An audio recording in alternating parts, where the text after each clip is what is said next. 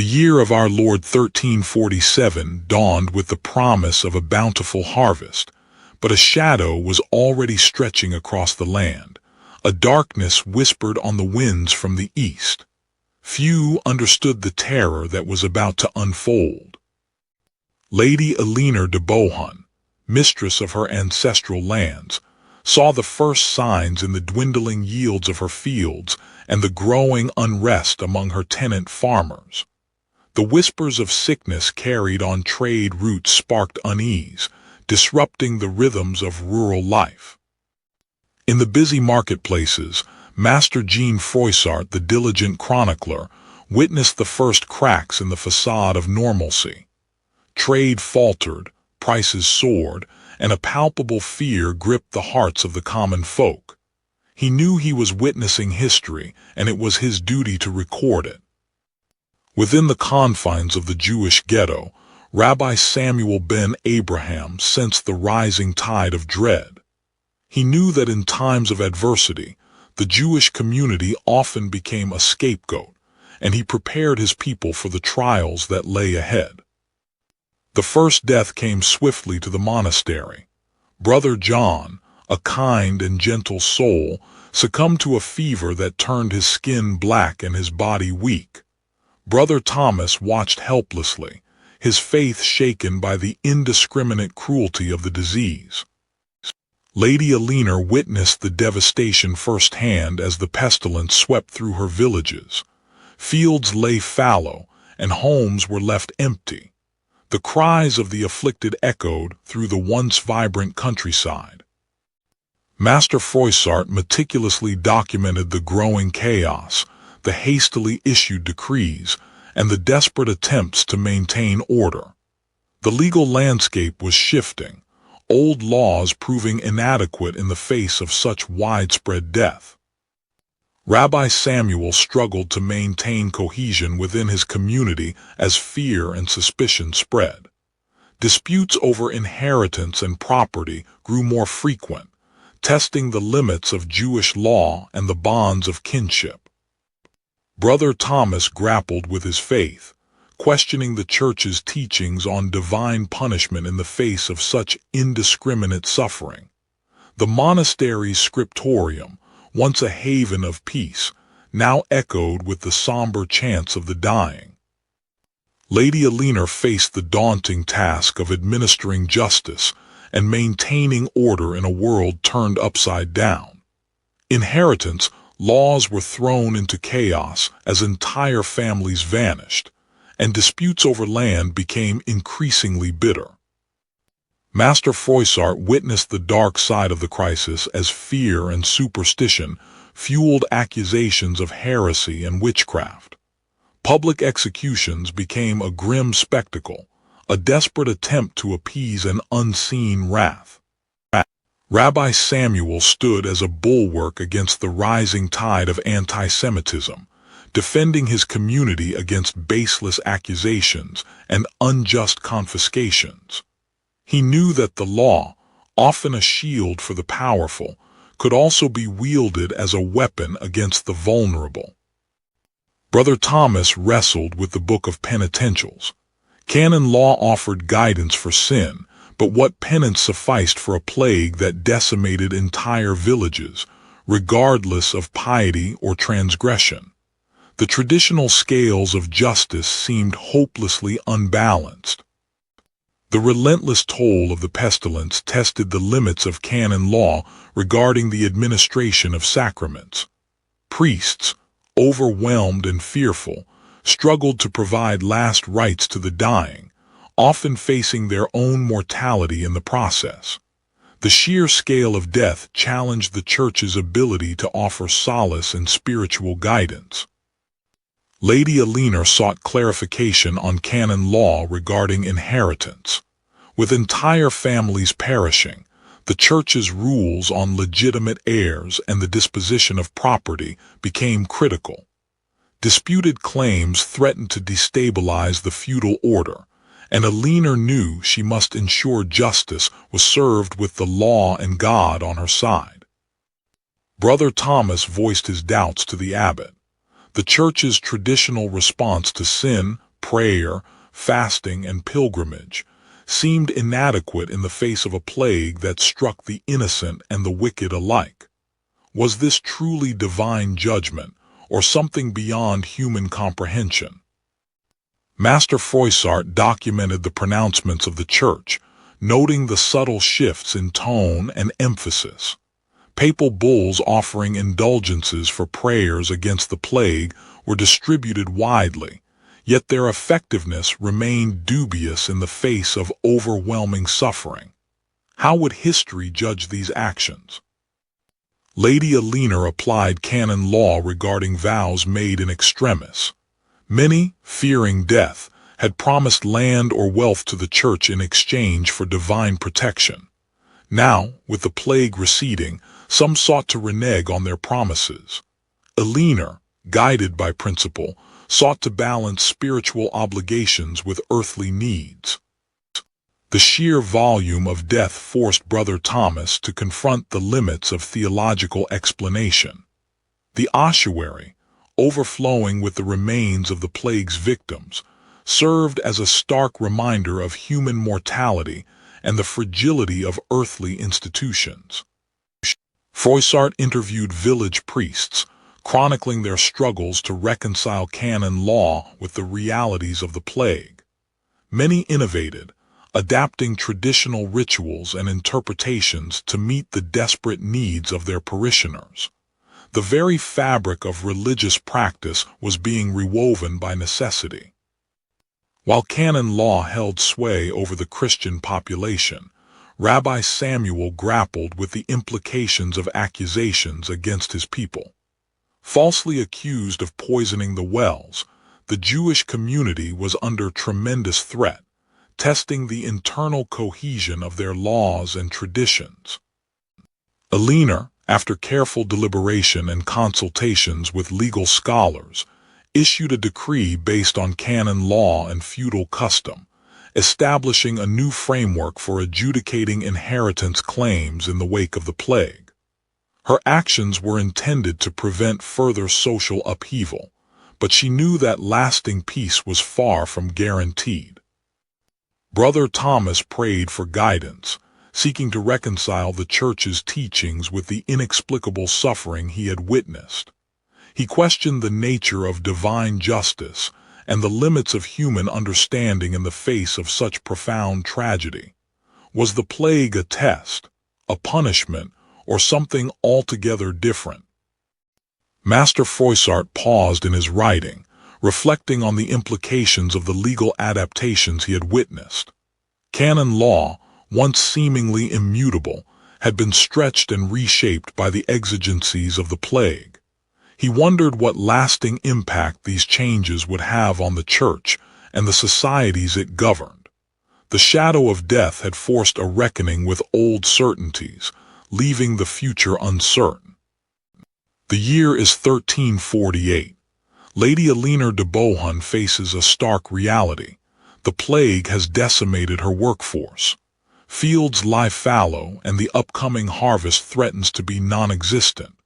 The intricate web of feudal obligations, once the bedrock of her estate's prosperity, is unraveling thread by thread. Inheritance law, always complex, becomes a labyrinthine puzzle. With entire families extinguished, claims to land and property become fiercely contested. Eleanor studies the ancient charters and precedents, seeking to understand her rights and responsibilities amidst the chaos. Master Jean Froissart, ever the observer, documents a particularly acrimonious dispute. Two distant cousins, the only surviving members of their respective families, lay claim to the same plot of land. The local bailiff, overwhelmed and ill-equipped, struggles to apply the traditional laws to this unprecedented situation. The manorial system, predicated on mutual obligation, is collapsing. Serfs, bound to the land, are dying in droves. Those who survive demand better terms, aware of their increased value. Eleanor, mindful of her own precarious position, attempts to negotiate, balancing her need for labor with the tenant's desperate circumstances. Brother Thomas, in the relative sanctuary of his monastery, studies canon law regarding abandoned property.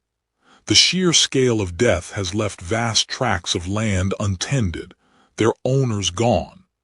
The Church grapples with the question of who rightfully inherits these lands and what obligations, if any, remain attached to them. Eleanor takes direct action, organizing the surviving laborers to rebuild essential structures. She understands that survival depends on reclaiming the land, but resources are scarce, and the shadow of the plague lingers. Froissart records the plight of a widow, evicted from her home by a distant relative claiming inheritance. The woman, left destitute, has no recourse. The traditional safeguards of the law seem to have vanished, replaced by a ruthless scramble for survival. Within the Jewish ghetto, Rabbi Samuel advises his community on navigating the complex property laws. Even amidst persecution, he urges them to meticulously document their holdings, seeking to protect their rights as much as possible within the hostile legal environment.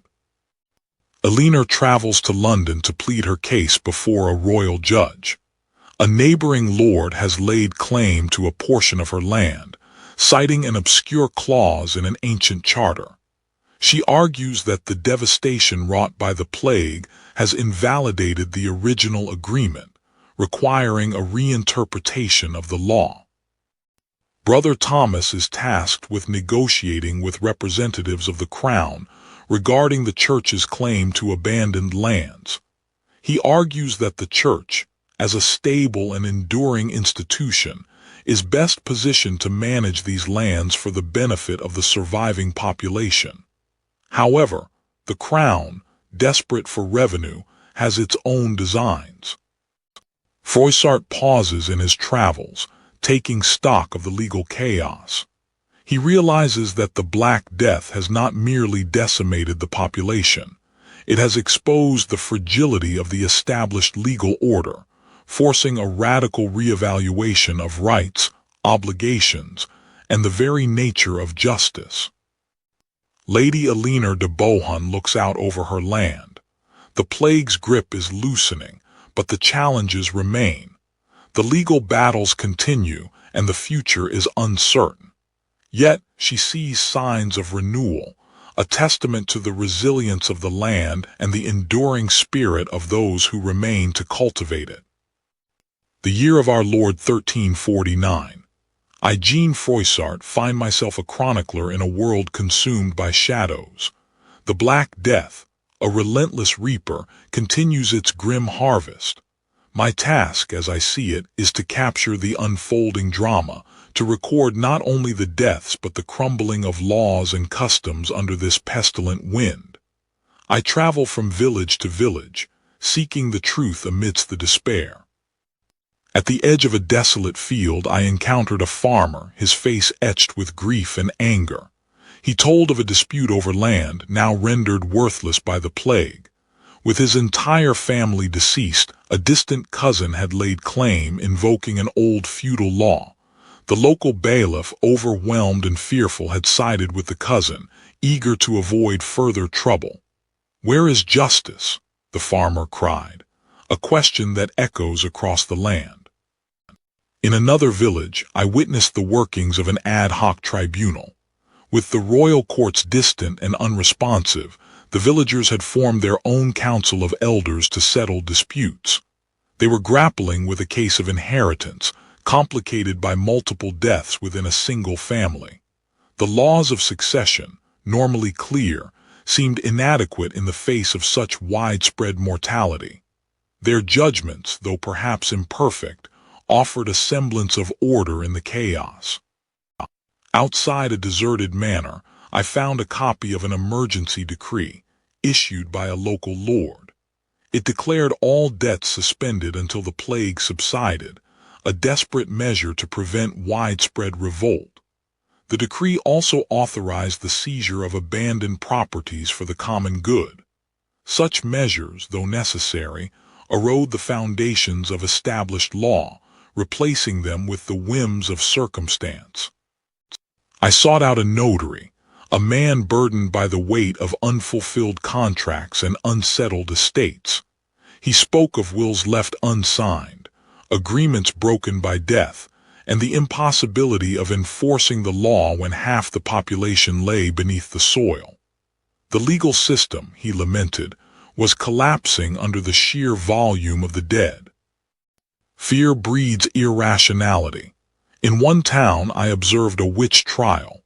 A woman, accused of spreading the plague through dark magic, was condemned based on flimsy evidence and hysterical accusations. The law, twisted by fear, became an instrument of scapegoating. The cries of the condemned echoed the injustice of the age. Night falls and I sit by the fire, reviewing my notes. The task of recording this chaos is overwhelming. How can one capture the full scope of this devastation? How can one reconcile the need for order with the reality of widespread death and despair? Yet, I persist, driven by a belief that even in the darkest of times, the truth must be told. In a larger town, a royal messenger posted a new proclamation. It addressed the growing problem of vagrancy and social unrest, threatening harsh penalties for those who abandon their land or refuse to work. The authorities, desperate to maintain control, were resorting to increasingly draconian measures. The fine line between justice and oppression grows ever thinner. From a hilltop, I surveyed a deserted village, a ghost town haunted by the memory of its former inhabitants. The fields lay untended, the houses empty, the church silent. This was the legacy of the Black Death, a testament to the fragility of human existence and the limitations of human law. Returning to a ravaged homestead, I see squabbling heirs tearing apart what is left. Greed, like a noxious weed, flourishes even in the face of death. The orderly inheritance, so carefully planned and documented before the plague, has devolved into a bitter fight for scraps. I found refuge in a monastery, meeting with other chroniclers. We exchanged accounts, compared notes, and debated the significance of the events unfolding around us. We are scribes of a dying world, desperately trying to preserve some semblance of order and understanding for future generations. Will they learn from our mistakes, or are they doomed to repeat them? I continue to write. The plague may rage, laws may crumble, and society may teeter on the brink of collapse, but the human spirit endures. In the face of death, we strive for justice, for order, and for meaning. And as long as there are those who remember, there is hope. My quill is my sword, my parchment my battlefield, and my words my legacy. The year is 1349. Within the confines of the Jewish ghetto, Rabbi Samuel bore the weight of his community's fears. Anti-Semitism, fueled by the plague, was reaching a fever pitch. Accusations of well poisoning and devilry were commonplace, threatening the very existence of his people. He knew Halakha, Jewish law, must be their shield, their guide through this tempest. The first challenge was death itself. The plague raged within the ghetto, demanding adherence to Jewish burial rites even as fear and desperation threatened to overwhelm tradition. Halakha dictated immediate burial, but the sheer number of dead strained their resources and tested their resolve. Rabbi Samuel sought guidance in the Talmud, searching for interpretations that would allow them to balance piety with practicality. The Shevra Kadisha, the burial society, worked tirelessly, observing the sacred rituals of washing, shrouding, and interment. They risked their own lives to ensure the dead were treated with dignity and respect, fulfilling the mitzvah, the commandment, even in the face of overwhelming adversity. The community's adherence to these traditions became a quiet act of defiance against the chaos that surrounded them. Beyond death, the plague disrupted the very fabric of Jewish communal life. Inheritance laws, meticulously outlined in Halakha, became complex and contentious as entire families perished. Who would inherit the debts? Who would care for the orphans? Rabbi Samuel and the elders of the community wrestled with these questions, striving to apply the principles of Jewish law fairly and justly in these unprecedented circumstances. Beyond the walls of the ghetto, feudal law and the whims of local lords often overrode any semblance of justice for the Jewish community. False accusations led to confiscations of property and expulsions from their homes. The few protections afforded by customary law were swept away by the tide of fear and prejudice. Rabbi Samuel, despite the danger, tirelessly defended his people before secular courts. He argued against the unfounded accusations, citing Jewish law and custom to demonstrate their innocence. He pleaded for justice, for mercy, but his words often fell on deaf ears, poisoned by the prevailing anti-Semitic sentiment. He understood that secular authorities were not going to provide the answers. Within the ghetto, debates raged about whether to stay and face persecution or to flee in search of safety. Halakha addressed the issue of pikuach nefesh, the preservation of life, allowing for the suspension of certain religious laws if necessary to save a life. This principle guided their agonizing decisions, as families weighed the risks of staying versus the uncertainties of flight. In the synagogue, amidst the suffering and despair, Rabbi Samuel sought to maintain the spiritual heart of his community. He led prayers for healing, for strength, for deliverance. He reminded them of their covenant with God, of the enduring power of their faith, and of the importance of upholding Jewish law even in the face of annihilation. Brother Thomas, witnessing the horrors inflicted upon the Jewish community, felt a profound sense of unease. The Church's teachings on justice and compassion seemed to be forgotten amidst the frenzy of scapegoating and violence. He questioned the silence of his fellow clergy, their failure to speak out against the injustice. Master Jean Froissart, ever the chronicler, meticulously recorded the events unfolding in the Jewish ghetto. He documented the accusations, the trials, the confiscations, and the violence. He noted the perversion of justice, the manipulation of laws to justify the persecution of an innocent people. His quill became a silent witness to the tragedy, preserving the memory of their suffering for posterity. Despite the devastation, Rabbi Samuel refused to be defeated. Standing amidst the ruins of his synagogue, he rallied his remaining community. He reminded them that their faith was stronger than any adversity, that their traditions would endure, and that justice, though delayed, would ultimately prevail. They would rebuild, they would remember, and they would continue to uphold the principles of Jewish law, even in the shadow of death. The Jewish community, decimated but not destroyed, began the long and arduous process of rebuilding. They clung to their faith, their traditions, and their laws, finding strength in their shared identity and their unwavering belief in a just and merciful God. Their resilience became a testament to the enduring power of the human spirit, a beacon of hope in a world consumed by darkness. The year is 1350. Fear, like the plague itself, had found fertile ground in the hearts of men. Brother Thomas delved into the Malleus Maleficarum, a text gaining traction, seeking answers to the inexplicable suffering. Witchcraft, once a whisper, was now a scream in the wind. Master Froissart meticulously documented the rise of accusations. In the town square of Tournai, a woman named Jean was accused of poisoning the wells, a charge levied by a grieving populace desperate for a target for their rage. Lady Alina listened with growing concern.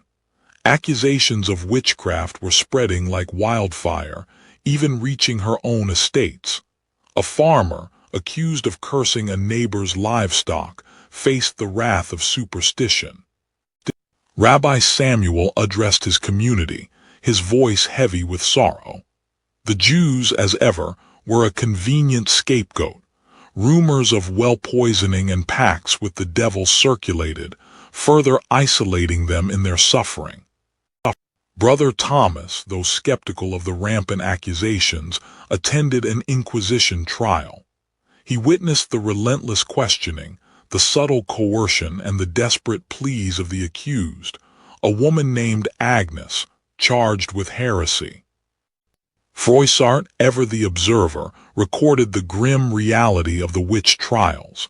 He witnessed public executions, the flames consuming not only the accused but also the very fabric of justice.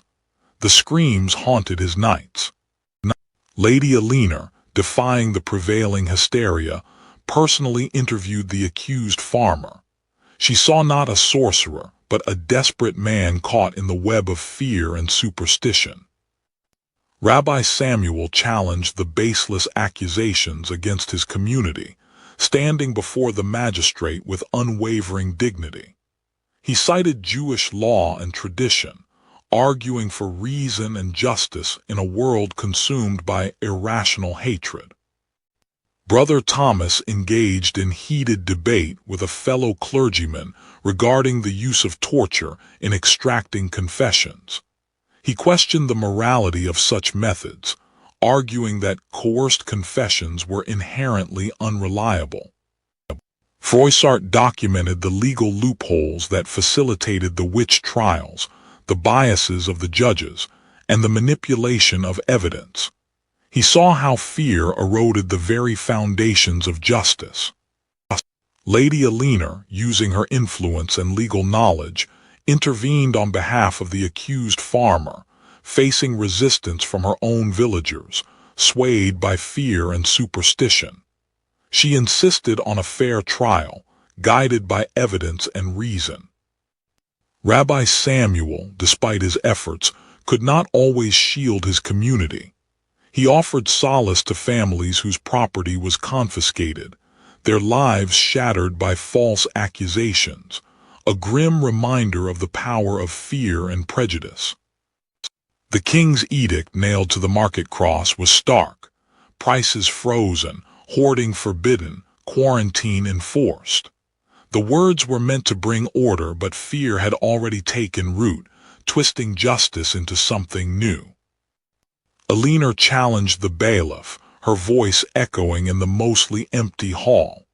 The king's decree demanded grain for the cities, but left her people on the brink of starvation. Where she demanded was the justice in that. Thomas prayed for guidance. The king's men acted in the name of order, but their swift judgments and harsh punishments felt far removed from the mercy he was sworn to uphold. Was this truly God's will, or man's desperate attempt to control the uncontrollable? Froissart recorded the case of Thomas Baker, accused of selling spoiled grain at inflated prices. The evidence was circumstantial, the king's justice swift, a public flogging, a harsh warning. The court was overwhelmed, justice hasty. Samuel pleaded for understanding. The accusations against Isaac the merchant were fueled by prejudice, not evidence. The king's laws, meant to protect, were instead used to oppress. He argued that internal Jewish law had already addressed the infraction. The new decree stipulated mandatory quarantine of infected households. Eleanor understood the necessity, but worried about the abandoned families, left to starve behind closed doors. She must find a way to provide aid without defying the king's law. Risking contagion, Thomas delivered food to quarantined families, a silent act of defiance against the king's impersonal decree. He could not reconcile the law with the suffering he witnessed. The king's justice was swift and brutal. A man, guilty of breaking quarantine to seek medicine for his child, was hanged. a stark reminder of the price of disobedience and the fragile state of the social contract. Within the confines of the ghetto, Samuel sought solace in prayer. The king's decrees offered no protection, only increased suspicion. He prayed for strength, for wisdom, and for the survival of his people. Eleanor, ever resourceful, penned a petition to the king, arguing for a more nuanced application of the decrees, highlighting the hardship they inflicted on the vulnerable. Her loyalty was to her people, and she would not stand idly by while they suffered. Thomas wrestled with the conflict between divine law and the king's justice. Was it his duty to obey the earthly ruler, even when his conscience cried out against the harshness of the decrees? He searched the scriptures for an answer, but found only more questions. I, Froissart, closed my chronicle for the night, the weight of the king's justice and the suffering it wrought heavy on my heart. The plague had changed everything, even the law, and I wondered what kind of world would emerge from the ashes.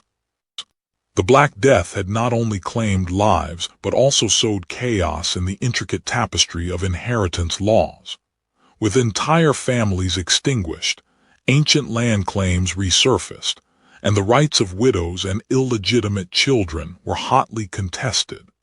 Lady Eleanor found herself increasingly entangled in these disputes, forced to navigate a legal landscape as treacherous as the plague itself.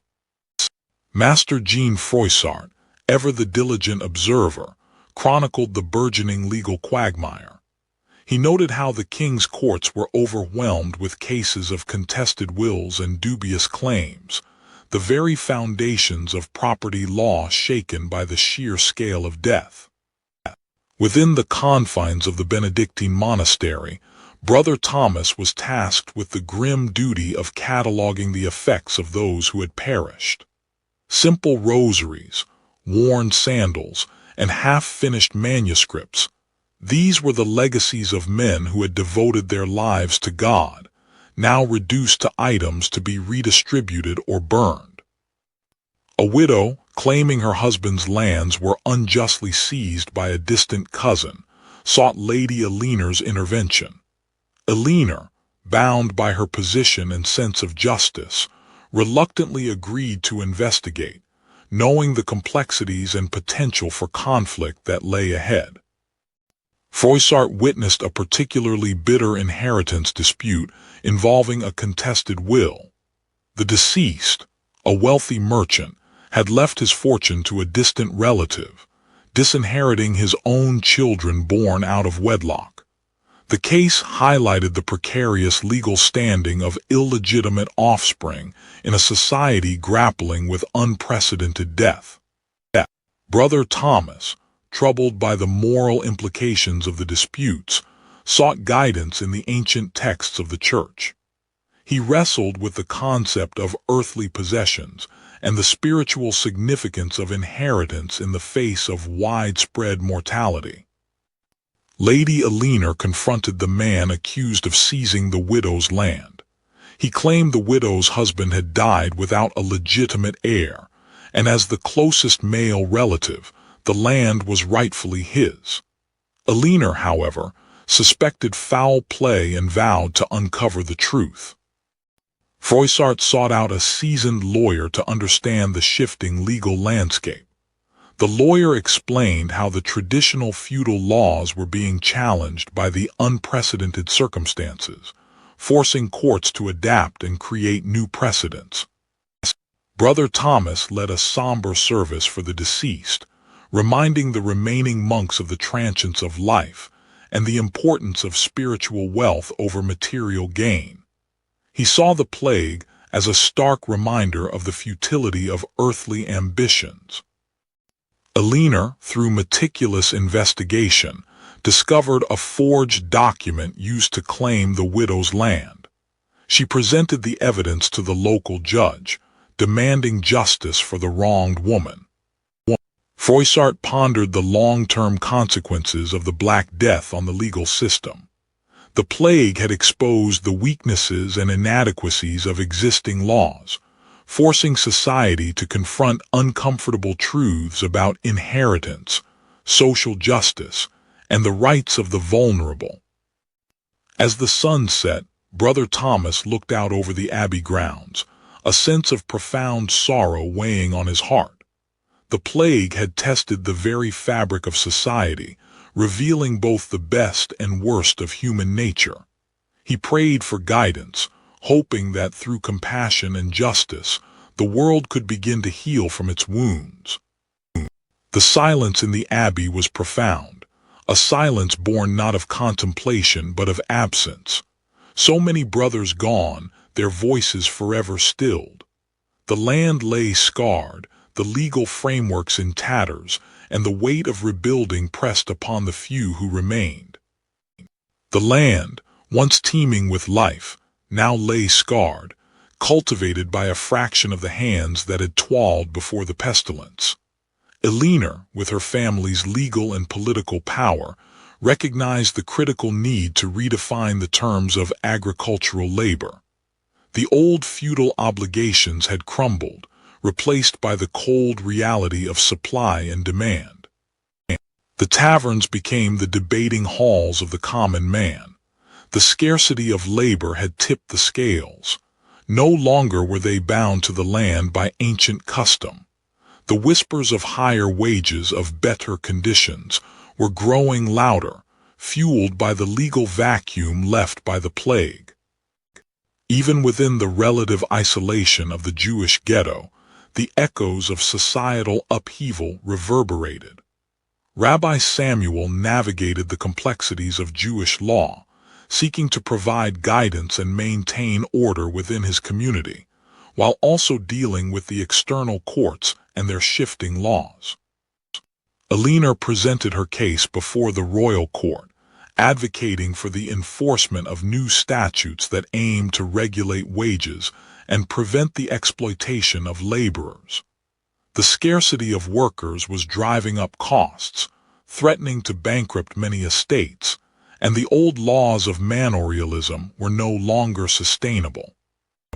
Brother Thomas, grappling with the moral dimensions of the changing world, penned his thoughts on the ethical considerations of the labor crisis. Could the church, steeped in tradition, reconcile itself to the demands of a society fundamentally altered by death? Eugene Froissart witnessed the ferment firsthand. Town meetings erupted into passionate debates. Laborers, emboldened by their newfound worth, clashed with landowners clinging to the vestiges of the old order. The fabric of society was being rewoven, thread by painful thread.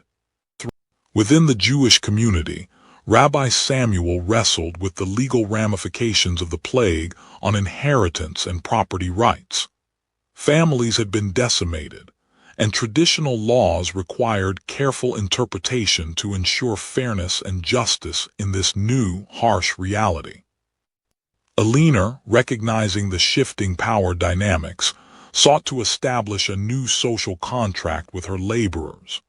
Fair wages, reasonable working conditions, these were not concessions, but investments in the future stability of her estates. From the pulpit, Brother Thomas preached a message of hope and reconciliation.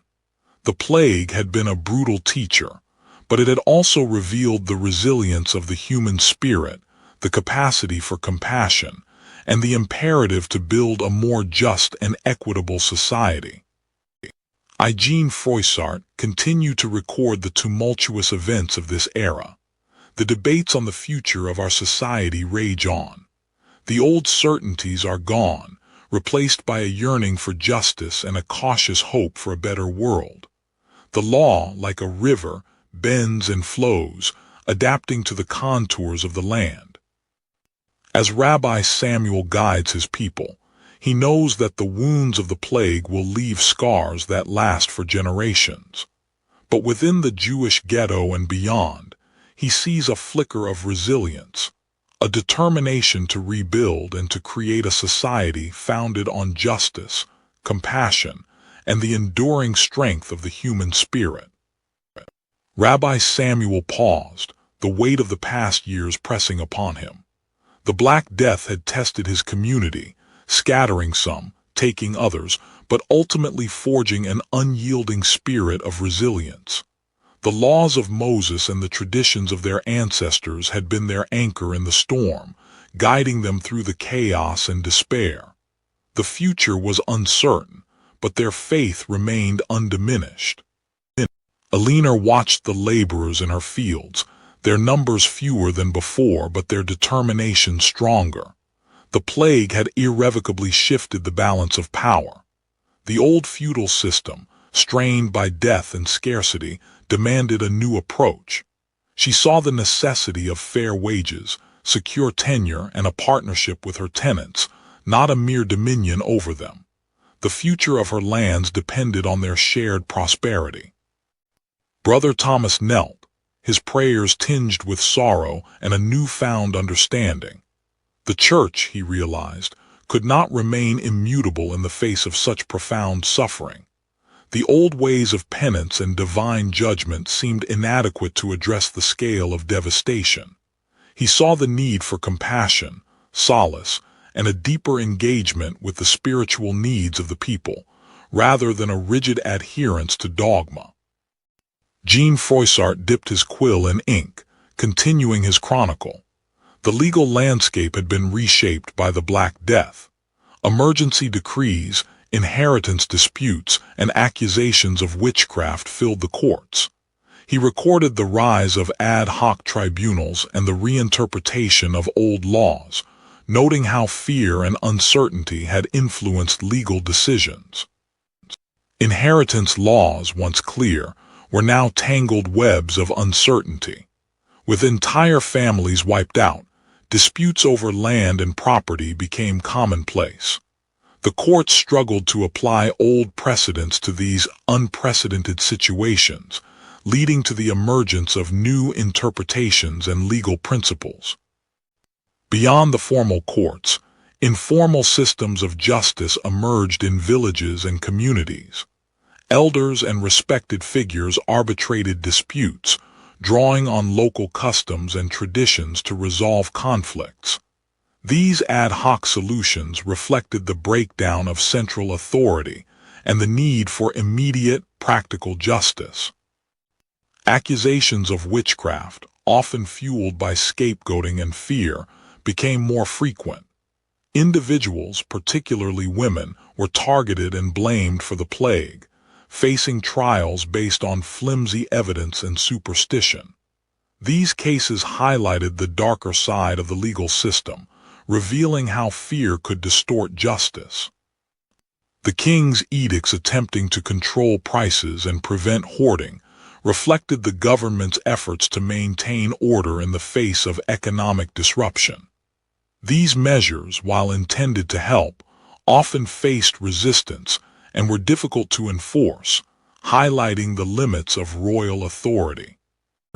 Within the Jewish ghetto, Rabbi Samuel continued to uphold Jewish law, providing a framework for community life amidst the chaos. He adapted traditional rulings to address the unique challenges of the plague, balancing the need for communal safety with the preservation of religious customs. Lady Alina, recognizing the changing dynamics, worked to create a more equitable relationship with her tenants. She lowered rents, offered better terms of employment, and listened to their grievances, understanding that their well-being was essential to the prosperity of her estate. Brother Thomas, drawing on the teachings of Christ, preached a message of compassion and forgiveness. He urged people to set aside their prejudices and help one another, emphasizing the importance of spiritual healing in the wake of the plague's devastation. He adapted the Church's message to meet the immediate needs of the suffering. Jean Froissart closed his chronicle, knowing that the story was far from over. The Black Death had left an indelible mark on the legal system and the social fabric of Europe. The quest for justice, however, endured, a testament to the enduring human spirit in the face of unimaginable adversity. The legal landscape had changed, perhaps forever, but the need for order, fairness, and compassion remained constant.